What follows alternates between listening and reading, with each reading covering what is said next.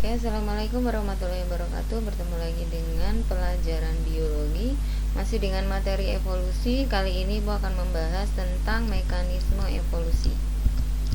Oke ya, jadi evolusi atau proses terjadinya evolusi itu pada ujungnya adalah akan menghasilkan makhluk hidup yang mampu beradaptasi atau adaptif.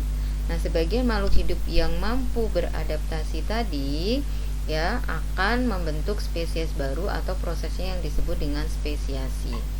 Ingat lagi bahwa kita mempercayai bahwa evolusi itu terjadi melalui proses seleksi alam seperti yang dikatakan oleh Charles Darwin. Kalau kita bahas tentang adanya seleksi alam, berarti harus ada variasi. Nah, variasi itu terbentuk melalui 3 hal, yaitu mutasi. Seperti yang sudah kita pelajari ya, bahwa kalau adanya mutasi akan mengubah gen-gen yang ada, akan mengubah sifat makhluk hidup yang ada, kemudian diturunkan dari generasi ke generasi.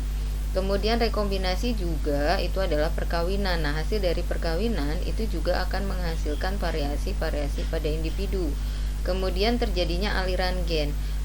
Dalam suatu populasi bisa kehilangan gen sehingga mengurangi variasi, atau bisa juga ketambahan gen sehingga menambah variasi ya. Contohnya seperti ini. Kita di Indonesia sudah ada kuda lokal, sudah ada anjing lokal misalkan, sudah ada kucing lokal. Tetapi kalau kemudian orang memasukkan ya atau mengimpor atau membeli hewan dari luar negeri kemudian dibawa masuk ke dalam negeri kemudian dikawinkan dengan yang lokal, maka akan menambah variasi atau sifat yang baru. Nah, itu yang disebut dengan aliran gen. Oke ya, jadi kalian paham bahwa mekanisme evolusi itu harus ada variasi. Nah, variasi itu terjadi karena 3 hal tersebut. Kemudian dari masing-masing variasi yang ada akan mengalami seleksi. Dari seleksi ada makhluk hidup yang bisa bertahan ya, ada yang makhluk hidup yang tidak bisa bertahan. Yang bertahan itu yang adaptif, yang lestari, yang ada sampai sekarang, sedangkan yang tidak bertahan akan punah. Itu ya. Nah, kemudian berhubungan dengan mekanisme evolusi, ya ini adalah penjelasan dari yang tadi ya. Nah, Ibu langsung ke sini.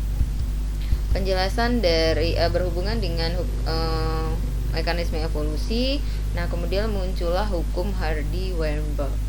Nah, si Hardy-Weinberg ini menyatakan bahwa frekuensi gen atau alel pada suatu populasi akan tetap jika, jadi satu populasi itu nggak akan pernah berubah begitu-begitu aja ya, jika ada syaratnya. Populasinya besar, terjadi perkawinan secara acak, tidak terjadi mutasi dan seleksi alam, populasi terisolasi ya sehingga tidak ada aliran gen, jadi nggak ketambahan maupun kekurangan gen.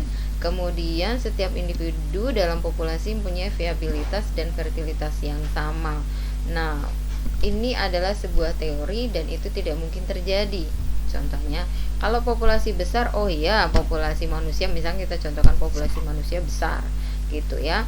Kemudian kalau terjadi perkawinan secara acak, manusia aja nggak bisa kawin secara acak kan, kawinnya milih gitu kan. Apalagi hewan itu kan sudah ada banyak campur tangan manusia ya kan. Nah, hewan yang sifatnya betina yang sifatnya bagus akan dikawinkan dengan jantan yang sifatnya bagus sehingga akan nanti menghasilkan sifat yang bagus atau unggul. Itu aja nggak mungkin jadi pada secara acak. Kemudian tidak terjadi mutasi dan seleksi, itu juga tidak mungkin. Mutasi dan seleksi itu alami aja dan pasti terjadi ya. Bisa saja mutasi itu bisa buatan atau alami. Mutasi alami pasti terjadi gitu kan. Nah, populasi terisolasi sehingga tidak terjadi aliran gen di dunia yang tanpa batas sekarang ini kan nggak mungkin suatu daerah itu terisolasi ya kan. Orang dengan mudah ke negara yang susah transportasinya bisa dengan helikopter misalkan ya kan. Kemudian dia akan merambah daerah tersebut, jadi tidak ada lagi bahwa populasi itu terisolasi. Kemudian individu memiliki viabilitas dan fertilitas yang sama. Viabilitas itu kemampuan hidup ya. Kemudian fertilitas itu adalah kemampuan untuk kawin. Nah, pasti setiap individu juga tidak semuanya punya viabilitas yang sama. Ada yang sehat-sehat aja, tapi ada juga yang penyakitan dan gampang mati gitu ya.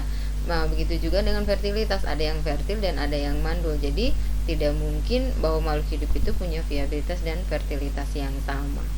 Tapi ingat ini hanya sebuah teori gitu ya. Nah, kemudian berhubungan dengan hukum Hardy-Weinberg ini ada rumusnya dan ini ada hitungannya. Jadi siap-siap berhitung ya.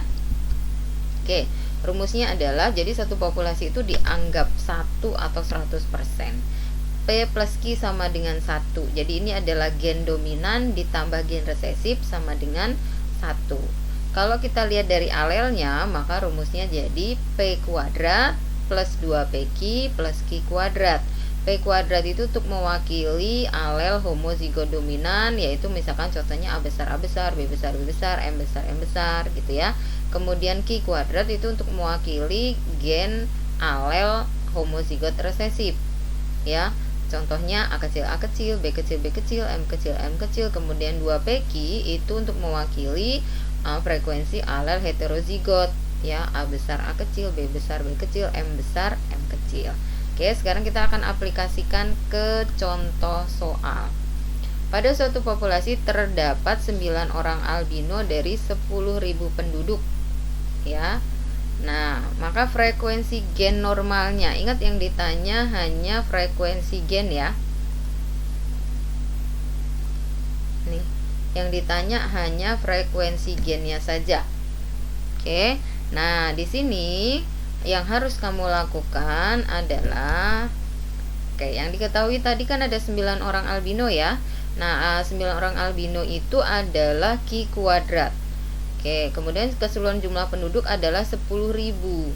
Nah, kita lihat di sini berarti Q kuadrat sama dengan 9 per 10.000. Untuk mendapatkan Q-nya aja ya, maka kita akarkan akar 9 per 10.000 di sini. Ya, akar 9 per 10.000. Nah, ini nih akar di sini. Akar di sini. Oke. Nah, kemudian baru akarnya 9 adalah 3, akarnya 10.000 adalah 100. Berarti 3 per 100. Berarti Q kita dapatkan 0,03. Oke, kemudian kita dapat P-nya. Kita bisa dapatkan P-nya ya. Tadi rumusnya P plus Q sama dengan 1, P sama dengan 1 min Q itu dipindah ruaskan saja. Ini matematika dasar ya. P sama dengan 1 min Q berarti sama dengan 0,03. Berarti 1 dikurangi 0,03 adalah 0,97. Ingat yang ditanya tadi adalah frekuensi gen normalnya. Berarti yang ditanya adalah P-nya. Kan ya, jawabannya berarti 0,97.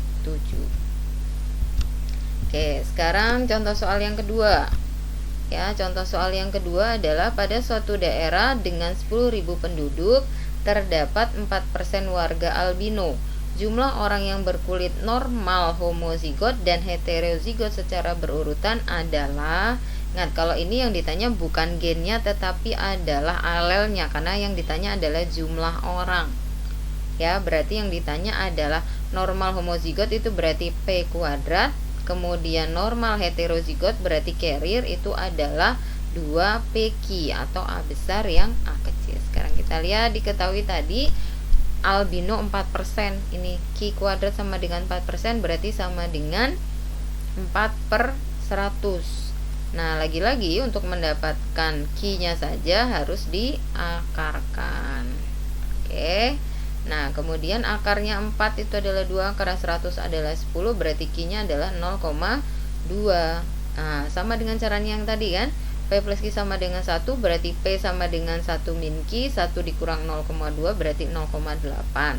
Kemudian baru kita dapatkanlah P kuadratnya, artinya yang alel atau orang yang normal homozigot. P kuadrat 0,8 0 dikali 0,8 karena P kuadrat ya, berarti hasilnya dikali dengan jumlah penduduknya, karena yang ditanya adalah jumlah penduduk. Hasilnya adalah 6.400. Kemudian yang 2PQ nya ya, yang 2PQ nya 2 dikali 0,8 itu P nya, dikali 0,2 itu adalah Q nya, kemudian jumlah penduduknya ya, dikali itu sama dengan 3.200. Kita kembali lagi ke soalnya, berarti 6.400 dan 3.200. Oke ya. Oke, coba nanti dipelajari kembali ya, jangan sampai bingung. Nah, bagaimana kalau yang ditanya itu bukan jumlah penduduknya tetapi dalam bentuk persen? Jadi catatannya adalah jika yang ditanya dalam bentuk persen tinggal dikali dengan 100% ya. Misalkan pada contoh soal yang sudah ada ya, yang ditanya adalah dalam bentuk persen, tinggal dikali aja adalah ya 2 dikali 0,8 dikali 0,2 dikali 100%. Jadi bukan dikali dengan jumlah penduduknya. Jadi nanti jangan bingung dibaca soalnya apakah yang ditanya itu adalah gennya atau yang ditanya itu jumlah orangnya ya, atau yang ditanya itu hanya tidak pakai jumlah orang berarti hanya alelnya saja, normal homozigot atau normal heterozigot gitu ya, atau dalam bentuk persen. Jadi ingat baca soalnya pelan-pelan, kemudian harus tahu masuknya soal seperti apa. Begitu ya, tolong dipelajari kembali. Kalau masih ada yang bingung tolong ditanyakan, japri lewat WA saja. Oke, terima kasih. Jaga selalu kesehatan dengan 3M, pakai masker, menjaga jarak, mencuci tangan dengan sabun. Oke, wassalamualaikum warahmatullahi wabarakatuh.